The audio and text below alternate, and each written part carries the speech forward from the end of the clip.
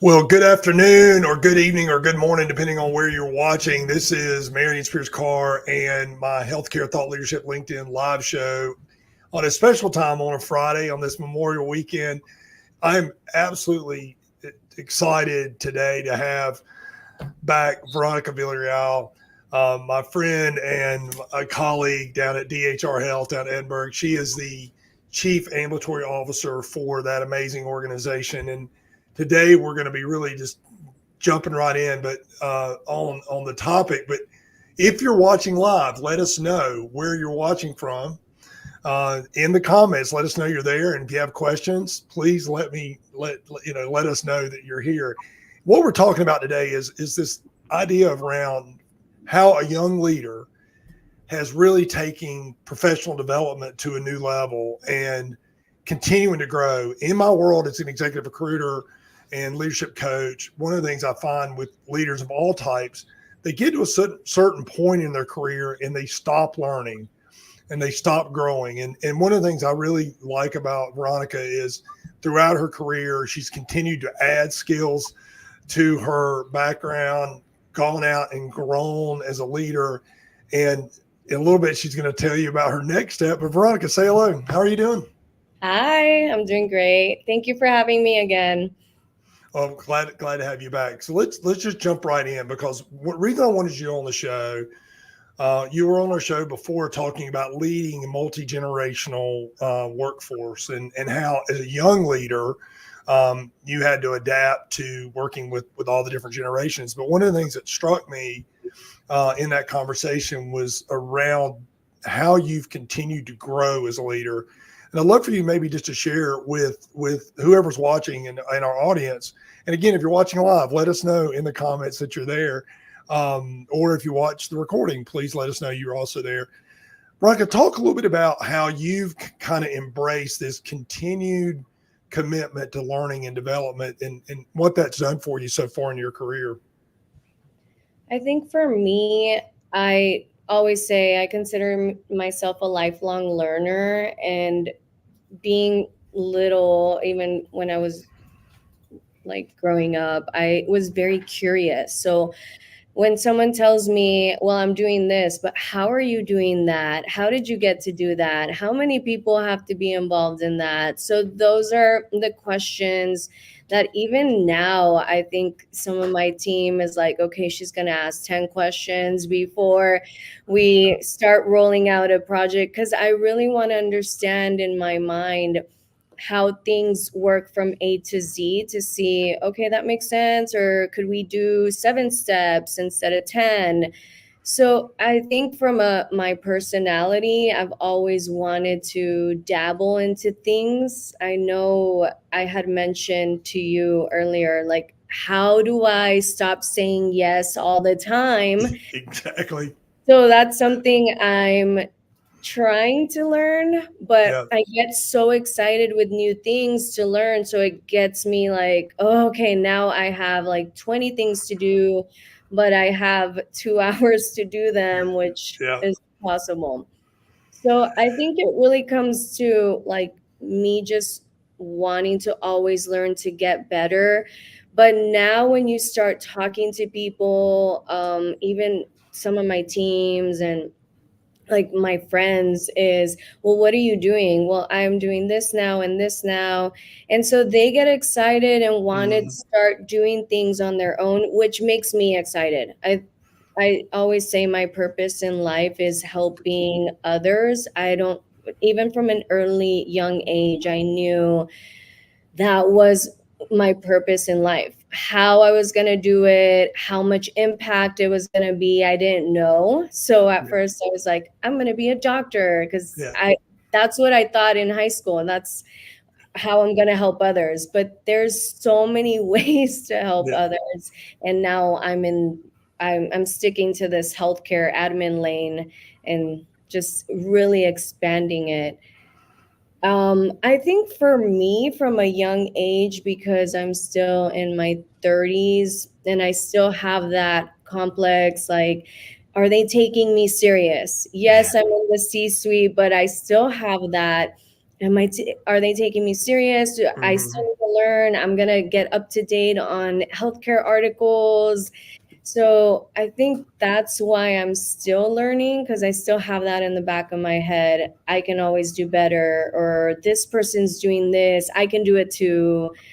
Um, that's kind of my I think mentality that now. it's your mental, and I didn't mean to interrupt, but that is absolutely important. And I think and a lot of people that watch the show and follow me and follow a lot of my posts on LinkedIn are young leaders. And one of the things that they do struggle with is that are they being taken? Do they think the group that's around them are taking them serious, which you pointed out, or do you have the depth of knowledge? And one of the things that you just pointed out that I would double down on is you're staying ahead of the curve. You're reading about what's the next trends, what's going on, what technologies are coming into play.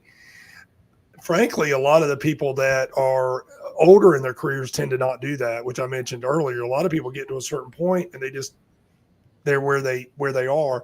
For me, I'm obviously late in my career, but I try to add new skills and new learning experiences all the time as well. Being a lifelong learner, I think that's really important. I'd love for you to talk about how you've used this ability to learn on to help you. I love the fact you talked about inspiring others, and we're going to talk in a moment about something you're working on that I want everybody to know about. But when you think about young leaders, you inspire people that are older than you are or have more experience because of your passion for learning. Give us an example or talk a little bit about how you've been able to communicate with others or be able to inspire them from that perspective. From learning more. Yeah, learning more and applying it and showing them how you said you get people fired up and excited. I'd love to hear a little bit more about that because I think that's really important when we think about healthcare leadership, particularly is getting people inspired to go, oh wow, she asked a really good question. Oh, she really brought some information to the table that we didn't know about. I'd love for you maybe to talk a little bit more about that because I think that's an important point. So a lot of what I do is not alone. I always love to have my subject matter experts on my team to come in meetings. So if we're looking at different vendors that we maybe want to look at, I'm not going to Mm-hmm. set up that meeting with myself only. I'm going to include my data integrity director, my lean operations director, our clinic directors, maybe a lead that's like a superstar in that service line. Why? Because I don't know it all. I know I'm never going to know it all, but bringing that team together to at least them seeing what it is firsthand without it being, oh, another of Veronica's ideas. Because I know my team is like, oh, okay, hey, we're doing 5 ideas. You're wanting to do 10. Like, Yeah. let's go down, right? So trying to get them engaged in the beginning and letting Mm-hmm. them know how much of an impact it's going to do. And it's because of them, not because of me, not because of X, Y, and Z. It's because of their contribution to that. That's really how I think I've been successful in getting people excited or inspired, because they're learning firsthand. Instead, Veronica said, no, they're actually understanding like the market. So we just Mm-hmm. had a meeting earlier with one of our customers. I call them customers because they're referring, primary care physicians to our specialists, Mm-hmm. a big group down here, and we're trying to build that relationship. I already know what it's going to do for us, and honestly for the community, not for Mm-hmm. Veronica Villarreal, not for DHR, but for our community. So our Mm-hmm. clinic directors went, our chairman of the RMF board, which is the chair of urology, went, and all of us like came out, okay, wow, now I get it. We need to get on this platform to help them. How do we educate them to have like right referrals? But if they would have heard it just from me, they would have been like, okay, here's another one of her ideas. But they heard like the big picture of it, and now people are all excited, like it's all in. Even though it's going to be more work, they understand how big of an impact it is. So I tend to leverage things like that instead of like, I don't really like to hear my own voice. I like to for people to like explain it, present it different, but I already see the vision of what it can become. I just need other people to see it too. And sometimes it's not by me convincing them on my own. One of the things you and I haven't talked about, but I'm curious now because obviously someone has inspired you to have this level of curiosity and to engage the people around you and build your team and give them opportunities to grow. And who's inspired you? What kind of how did you get to that point? You know, part of your professional development often comes from being inspired by someone else or other people maybe in your organization or in your past career roles or school, who's inspired you, Veronica, to kind of head in this direction? I don't want to just say one name, but Okay, I know you've kind of had, that might make it hard. There's a lot of good people. Yes, I feel like a lot of people have inspired me, but I will say one name. He used to be my former boss. He's not with us anymore since he moved to Austin. His name was Jose Ferrua, and he really gave me that opportunity. I think he saw in me what I wanted others to see in me, and until he was like, "Hey, you need to be on my team." And he really just let me do and create and grow and ask questions and be part of meetings. He was the one that, if it wasn't for him, I honestly don't know if I would have stayed in this organization and been C-suite here, because there's always one person that's going to believe in you. I feel that will get you that confidence, give you those tools to want to move up. So I am going to give him that credit for really like broadening my view. He was never that person that didn't want people to grow. He was not insecure to bring people that were smarter than him or that knew different things to be on his team. He was just that type of person that wanted to always do better. So I can say he was the one, and I'll probably tag him after this because sometimes I don't give him enough credit than I should. But he was the one that really opened up my eyes, and I said, you know what? He did this for me. I'm going to pay it forward and do it to others too. It's fantastic, and I love that idea around that. And checking in the comments is my colleague and friend Sumana Jetty. Sumana and I are involved in an organization that she created called the Workplace Wellness Collective, and she is a workplace wellness expert, international expert. And Sumana, thanks for checking in. She's checking in from Calgary, Alberta, Canada. Thank you for being here, Sumana. Also, Jackie Suentes has given a big thumbs up to the impact of a career sponsorship, how important that is. And you were just talking about that. Jackie, thank you for sharing that comment. So tell me a little bit about how you're doing that now. You were talking about growing others and developing others. And it sounds like a lot you're passing forward, like you said, what was shared with you by the gentleman you just talked about. And I believe that mentoring is one of the really key ways, no matter how old or young we are in a career, taking on that role is a great way for us to learn. I'd been asked not too long ago to write around how do you leverage mentoring as a mentee. And I said, well, the next thing you do is you become a mentor. That's how you put into practice the things you learn from as you're a mentee.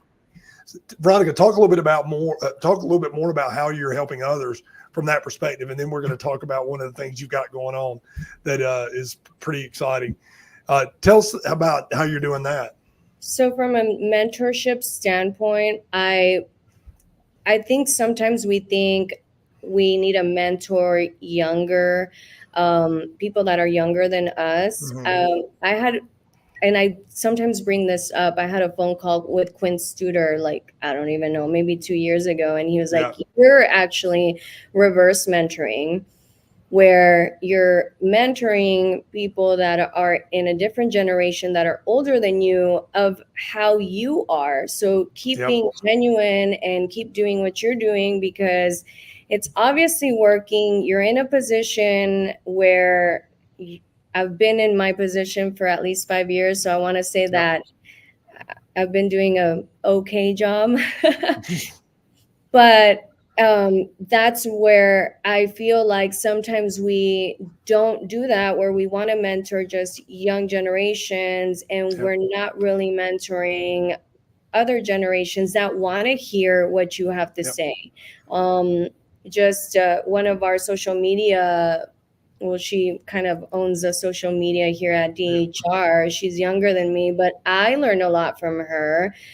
And I think it's having that open mind to learn from anyone that crosses your path. And that's kind of what I wanted to share is I have great mentors that have lots of experience, but I also have great mentors that are in different departments or that actually report to me. People don't think that they could be your mentors, but they are. They're the ones that I learn the most from, where it keeps me grounded to, okay, yes, you're looking at a bird's eye view, but you sometimes need to get off that plane or that bubble and come to earth and really understand what is going on day to day. And sometimes we lose track of that. Is okay, well, my directors would know. No, you get to, you need to know too. Not so that's one thing that I feel has always kept me learning. Why is because I don't ever want to get asked a question where I don't know at least this much of it. Yeah, exactly. If I oversee this department, I need to know at least this much of it. Or instead of, oh, let me call my director or let me call my manager. So I think that's been one of my always like, I need to know more. I need to know more, because I don't ever want to be caught off guard and then be like, well, she doesn't know what she's talking about. Yeah, exactly. And so there's some in the chat, by the way, you've got some fans checking in. Dr. Pronounce his name for me. My North Carolina accent will butcher that last name. Dr. Tamaz. So he's checked in. He said, "This is fantastic. Veronica is amazing." So you got some fans in there. Thank you, Dr. Tamaz, for being here. And Samana Jetty's checked in and said, "More workplaces need mentorship programs. They need formalized mentorship programs. But as you were pointing out as well, people have to be open to those kind of impromptu mentor-mentee relationships, like you learn from your subordinates and vice versa." Laura's checking in, says, "Great point, being open to learning at any age." And for me, that's really critically important. I talk about that a lot in the stuff that I write and talk about in this podcast, but also in the other stuff that I do on LinkedIn. Checking in too, by the way, is Michael Young. He's checking in from San Diego, and he Michael is in the biotech world and just an incredible guy. He says, young leaders are the lifeblood of the future. So very happy to see this lively reminder. So for those older leaders out there, you need to invest in those people. So we've got a lot of great comments checking in. Omar Beltran check in. Yes, she's great. Such a great leader. You got a big fan club watching live. So Omar, thanks for being here, man. Alexis checked in. One more. So happy to see young leaders paving the way for the future. Veronica's true inspiration. Like, this is like the Veronica Villarreal fan club. I'm gonna have you on the show like once a month. It's gonna drive our stuff up. But you were gonna make a point, Veronica. Veronica, what were you gonna say? I do agree with Sumana. We need to have more mentorship programs. What we're doing here on our end is pretty organic.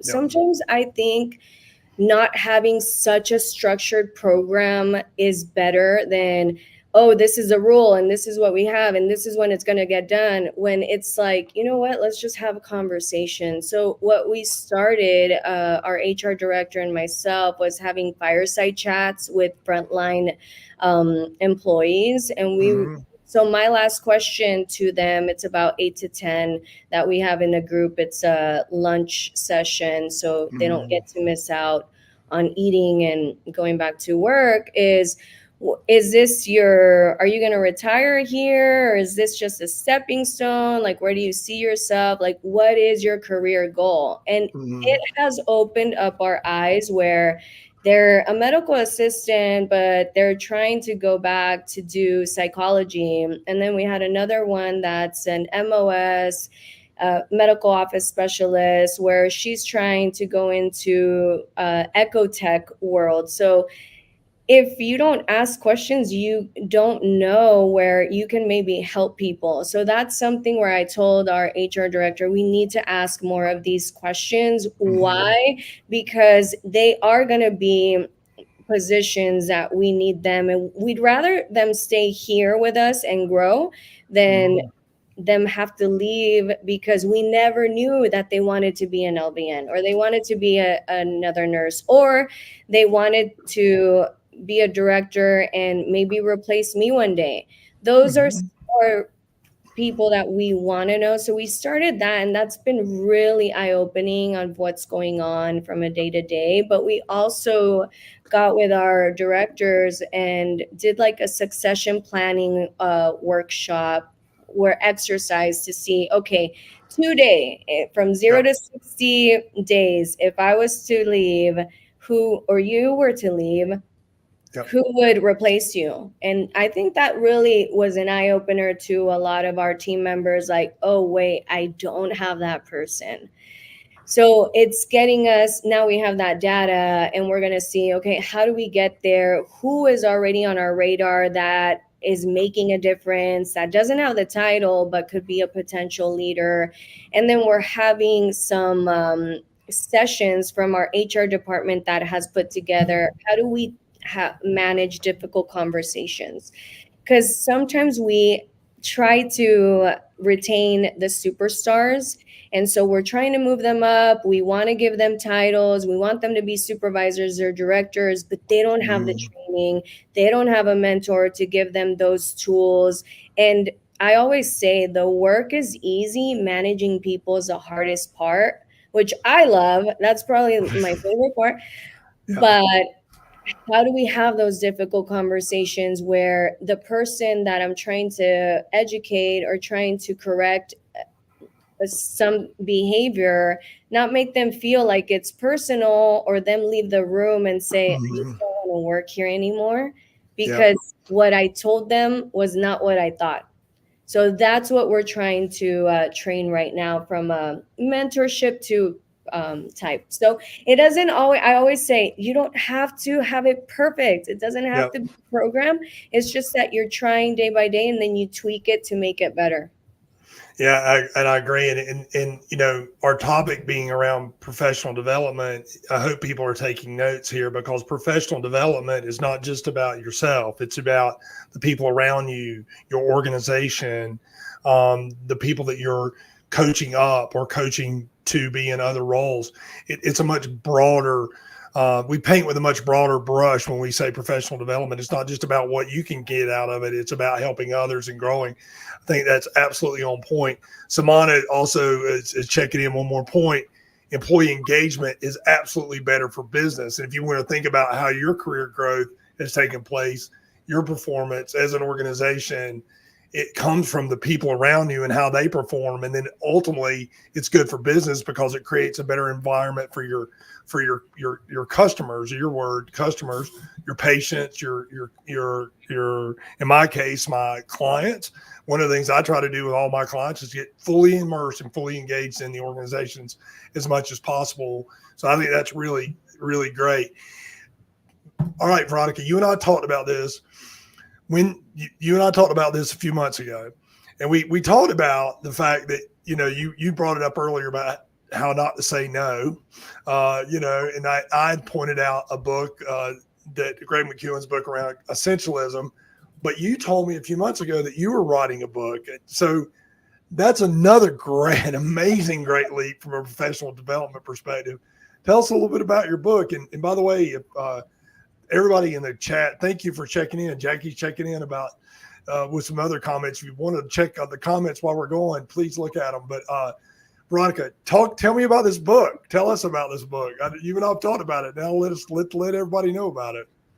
So being pretty active on LinkedIn, I had a publishing company reach out to me. She's actually the owner of it, and she's like, I follow you and I'd love for you to write something. So I was talking to my gym partner in the morning, and she's like, just say yes and you can think about the title later. I'm like, okay. So I just said yes, and then I was like, okay, this is now real time. I need to figure it out. I'm not gonna ever I don't like to do things 50%. I like to give my all. Yep. And I said, what am I going to write about? So I decided, I feel like sometimes we read leadership books and they're very textbooky without a lot of genuine stories where we make mistakes and how do we fix them. So my book will be based on navigating how to ascend to the C-suite and navigating in the C-suite. Sometimes those are conversations we don't like to have because we want to always portray like we belong here and not ask questions or be vulnerable. I always tell people like vulnerability is not a weakness. That's a strength that makes us be better, that brings people have those relationships. Like who you are is who people want to know.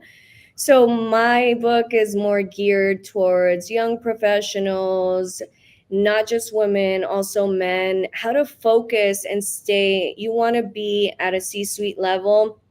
How do I stay focused and focus on me to get there? So I'll be talking about that's really the book is all That's of that. awesome. Yeah. It's going to be really cool. I really hope it's a short read because I'm not a big time reader either. But I really wanted this book to be focused on someone that is just trying to, okay, do I go into the employment world or am I self-employed? I think either or is great, but pick a lane. I also have a chapter of how saying yes is a great thing, but be intentional about it. Yeah. Also mentorships, when should you do internships, fellowships, things that I've done but also my colleagues have done, also the mistakes that I've seen from leaders, also strengths that I've seen from leaders, where it's not really, the book will not be like you need to do X, Y, and Z. It'll be how does whoever reads it, let's say Alexa Parras, how Yeah. does Alexa Parras be the best version of Alexa Parras by focusing on Alexa Parras? That's awesome. Yeah. That's great. And I think, and that dovetails into the work that in the coaching work that I do as well. I think that's the key thing is where you're coming from, what drives you, what are your drivers, what you bring to the table. So absolutely, I can't wait to read it. I'm looking forward to it coming out. I posted, for those of you who are watching, I posted Veronica's LinkedIn link in the chat. Please connect with her. And we're almost out of time here. As always, the conversations, your conversations usually go really, really fast. Thank everyone for being here in the comments. Thank y'all for jumping in and being a part of the discussion. Veronica, if you have one last thing you'd like to say to the leaders out there that watch our show, what is it about professional development that is just giving you just in the work and the approach that you've made is giving you such satisfaction and just drives you to keep going forward? Big question. Sorry. Sorry. I think my team, to be honest, just seeing them grow makes me want to keep growing, for them to keep growing. That's really always my motivation.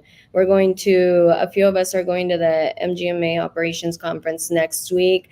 So It's really exciting that I really wanted it to be not a C-suite person going, but it's going to be myself, some of the clinic directors, our HR, our lean ops, a group. So it's not me coming back with information, it's all of us coming back with information. So I think seeing them grow and me growing with them is what keeps me motivated. And that's super exciting, and it does keep you motivated. So, Veronica, thank you for agreeing to be on the Healthcare Thought Leadership LinkedIn Live show again. For those of you watching live, thank you for being here. And if you watch the replay, please post in the comments that you've watched. Let us know you're here. If you'd like to know more on these topics, just please, and you've not connected with me on LinkedIn, please connect with Marion Spears Carr. Send me the connect. I'm a creator. You can hit follow, but send me a connect request. I connect with anybody that wants to connect. Have a blessed and happy Memorial Day weekend. Veronica, thank you so much for being here. I hope you have a great weekend. Thanks for all you do for the people there and for being a colleague. Thank you. All right. Goodbye, everyone. Have a great day.